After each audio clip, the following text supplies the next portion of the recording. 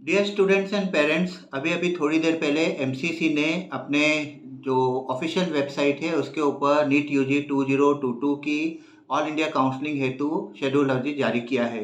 इसका registration process आपका 11 अक्टूबर से 17 अक्टूबर के बीच चलेगा और पेमेंट फैसिलिटी भी 17 अक्टूबर की दोपहर 3 बजे तक चलेगी। 14 अक्टूबर से 18 अक्टूबर के बीच में आपको चॉइसेस फिलिंग करनी है और लॉकिंग जो है वो 18 अक्टूबर के दौरान करनी है। वेरिफिकेशन जो है इंटरनल स्टूडेंट्स का, जैसे कोई डीयू का है, कोई एएमयू का है, उसके तहत जो जाएगी चीज़ वो होगा आपका 17 से 18 अक्टूबर तक। सीट अलॉटमेंट का जो प्रोसेस है वो रहेगा 19 अक्टूबर से 20 अक्टूबर के मध्य और 21 अक्टूबर को संभवतः आपका रिजल्ट फर्स्ट राउंड काउंसलिंग का आ जाएगा। जिन भी बच्चों का उसमें चयन हुआ है या जिन बच्चों का अलॉटमेंट लेटर जारी हुआ है उनको 22 अक्टूबर से 28 अक्टूबर के मध्य जाकर के जो भी कॉलेज आपको अलॉट हुआ है उसमें जाकर के आपको रिपोर्टिंग देनी है। ठीक है, तो प्रोसेस फिर मैं एक बार बता रहा हूँ। 11 अक्टूबर टू 17 अक्टूबर के बीच में आपको रजिस्ट्रेशन करना है और पेमेंट भी उसी मध्य करना है। 14 अक्टूबर से 18 अक्टूबर के बीच में आपको चॉइसेस फिलिंग करनी है और उसी दौरान 18 अक्टूबर को आपको उसको लॉक भी करना है। इंटरनल कैंडिडेट्स का जो वेरिफिकेशन है वो 17 अक्टूबर से 18 अक्टूबर के मध्य चलेगा। 19 अक्टूबर और से 20 अक्टूबर तक आपको सीट अलॉटमेंट का प्रोसेस आएगा और रिजल्ट आपका 21 अक्टूबर को आ जाएगा। 22 अक्टूबर से लेकर के 28 अक्टूबर के बीच में आपको जाकर के जो भी आपको कॉलेज मिला है उसमें आपको रिपोर्टिंग देनी है। ठीक है, उसके बाद में सेकेंड राउंड की काउंसलिंग शुरू होगी। वो शुरू होगी आपकी 2 नवंबर से 7 नवंबर के बीच में। अगेन पेमेंट फैसिलिटी आप 7 नवंबर से 3 बजे की शाम तक कर सकते हैं। चॉइस फिलिंग अगेन 3 नवंबर से 8 नवंबर के मध्य रहेगी और आपको लॉकिंग जो है वो करनी है आपकी 8 नवंबर को। ठीक है, 7 नवंबर से 8 नवंबर के बीच में वेरिफिकेशन होगा जो इंटरनल कैंडिडेट्स के रूप में होगा। 9 नवंबर और 10 नवंबर के बीच में सीट अलॉटमेंट का प्रोसेस आएगा और 11 नवंबर को आपका सेकेंड राउंड अलॉटमेंट का रिजल्ट आ जाएगा। इसकी ज्वाइनिंग आपको 12 नवंबर से लेकर के 18 नवंबर के बीच में करनी है।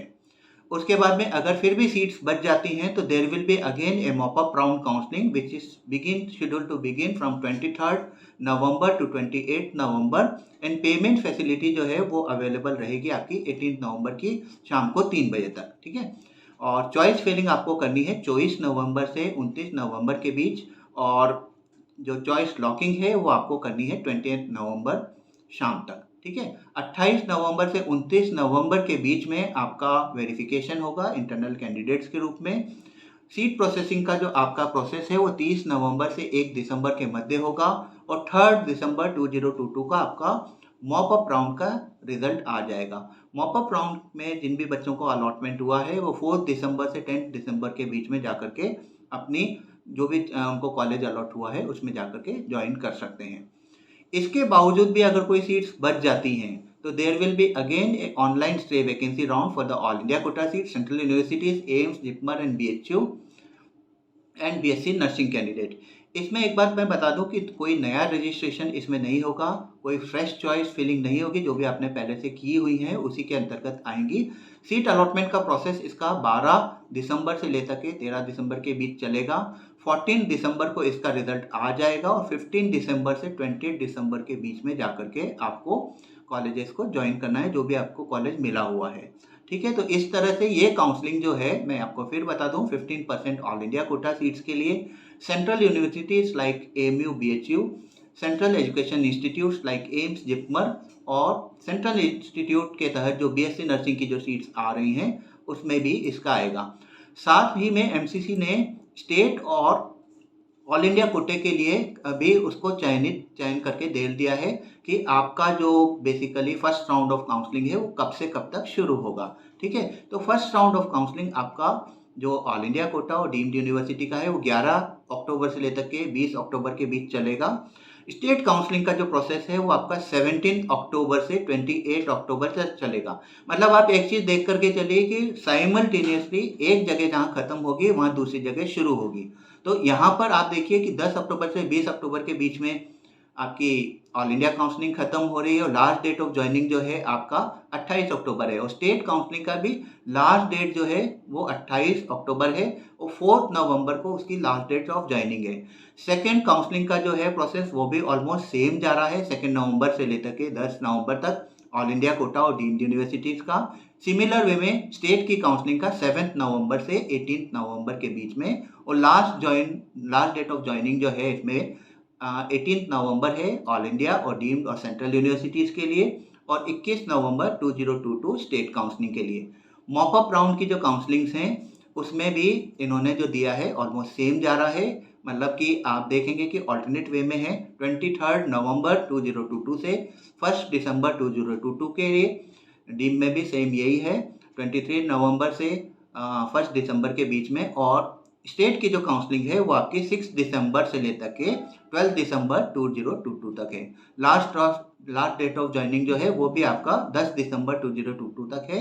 वहीं स्टेट में इस चीज़ की 16 दिसंबर 2022 तक है। स्टे वैकेंसी की जो राउंड्स हैं उसकी भी आपको उन्होंने ऑलरेडी दे दिया है शेड्यूल। 12 नवंबर से 14 दिसंबर के बीच में रहेगा ऑल इंडिया का भी और डीम्ड का भी। इसके बावजूद भी कोई सीट्स आती हैं तो वो पर्टिकुलर काउंसलिंग एजेंसी है वो उसको कंडक्ट करेगी। स्टेट है तो स्टेट कंडक्ट करेगी, ऑल इंडिया है तो ऑल इंडिया में सेंट्रल जो यूनिवर्सिटीज़ हैं, AIQ है, एम्स है, इनकी सबकी काउंसलिंग MCC करेगा। लास्ट ज्वाइन जो है डेट का वो इन्होंने रखा है 20 दिसंबर 2022 स्टे वैकेंसी राउंड के लिए, ऑल इंडिया में भी, डीम में भी और आपका स्टेट की काउंसलिंग का प्रोसेस में भी।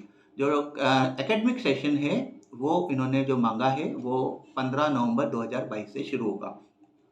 संभवतः ये पहला साल है AIQ के इतिहास में जब से मैं देख रहा हूँ जब एक साथ एक कैलेंडर ईयर में 2 सेशन चलेंगे, क्योंकि फरवरी में आप देखिए कि सेशन स्टार्ट हुआ था 2021 के लिए और इस बार 15 नवंबर 2022 से इस साल का 2022 का सेशन है। मतलब पहली बार ऐसा हो रहा है कि 2 सेशन एक ही साल में आ रहे हैं, 2021 भी और 2022 भी, दोनों की दोनों 2022 में चालू होने वाले हैं। ठीक है, तो बने रहिए इस चैनल पे। ऑल द बेस्ट बच्चों। चॉइसेस के बारे में मैं आपको 9th या 10th को एक बार और बताऊंगा किस तरह से आपको भरना है। देखते रहिएगा, इसको लाइक कीजिए, सब्सक्राइब कीजिए और अपने दोस्तों के बीच में भी फॉरवर्ड करिए। ऑल द बेस्ट बच्चों।